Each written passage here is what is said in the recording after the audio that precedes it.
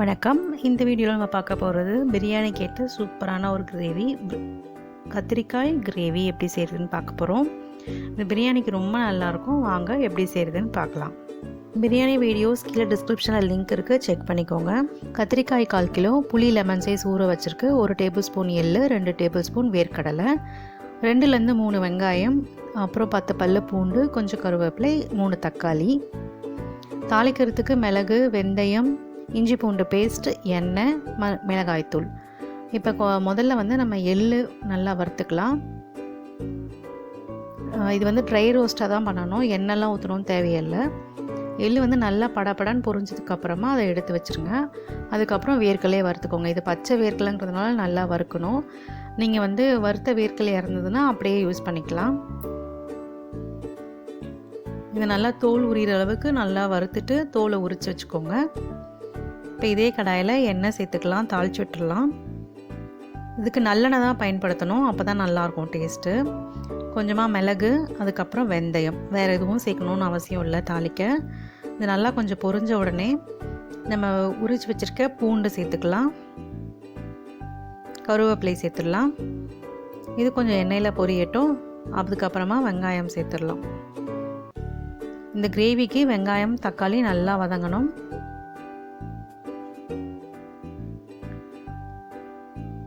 இந்த நல்லா golden brown ஆகிற வரைக்கும் நல்லா வதக்கிக்கோங்க. அதுக்கப்புறம் வச்சுருக்க இஞ்சி பூண்டு பேஸ்ட் சும்மா 1 ஸ்பூன் போட்டால் போதும், சும்மா வாசனைக்கு. இது பச்சை வாசனை போகிற வரைக்கும் நல்லா வதக்கிட்டு அதுக்கப்புறமா தக்காளி சேர்த்துக்கலாம்.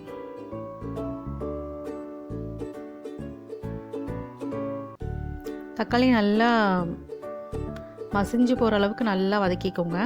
அதுக்குள்ளே நம்ம மசாலா அரைச்சிடலாம். இந்த எள்ளு, வேர்க்கடலை, கொஞ்சமாக தண்ணி சேர்த்து நல்லா பேஸ்ட்டாக ஆக்கிக்கோங்க.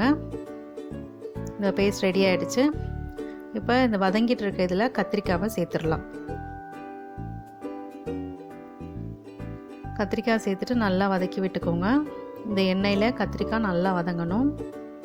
கத்திரிக்காய் சீக்கிரமாக வெந்துடும், அதனால நல்லா வதக்கிட்டு நம்ம புளி ஊற்றினோம்னா அந்த பச்சை வாசனை போகிற அளவுக்கு கொச்சாலே போதும், நல்லா ரெடி ஆகிடும். இப்போ 3 ஸ்பூன் மிளகாய்த்தூள், கொஞ்சமாக மஞ்சள் தூள் நல்லா கலந்து விட்டுடுங்க. கரைச்சி வச்சுருக்க புளி தண்ணியை இதில் சேர்த்துடலாம். சேர்த்துட்டு இந்த அரைச்ச பேஸ்ட்டையும் சேர்த்துட்டு எள்ளு, வேர்க்கடலை பேஸ்ட்டை சேர்த்துட்டு தேவையான அளவு உப்பு சேர்த்துக்கோங்க. அப்புறம் கொஞ்சமாக தண்ணியும் சேர்த்து நல்லா கலந்து விட்டுருங்க.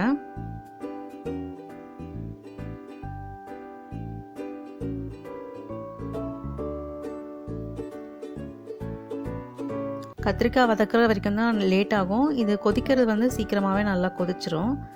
அதனால் தேவையான அளவு கொஞ்சமாக தண்ணி சேர்த்து எண்ணெய் பிரிகிற அளவுக்கு நல்லா கொதிக்க வச்சுக்கோங்க.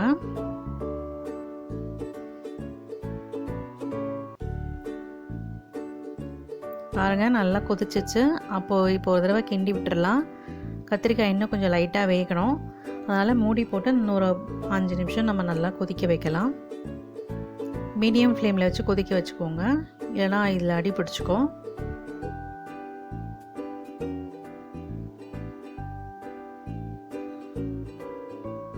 பாருங்கள், நம்மளோட கிரேவி ரெடி ஆகிடுச்சு. பிரியாணிக்கு ரொம்ப நல்லாயிருக்கும் இந்த கிரேவி. ஸோ நீங்களும் இதே மாதிரி ட்ரை பண்ணி பாருங்கள், எப்படி வந்ததுன்னு சொல்லுங்கள். பிரியாணி வீடியோ நான் போட்டிருக்கேன், அதையும் நீங்கள் போய் செக் பண்ணிக்கோங்க.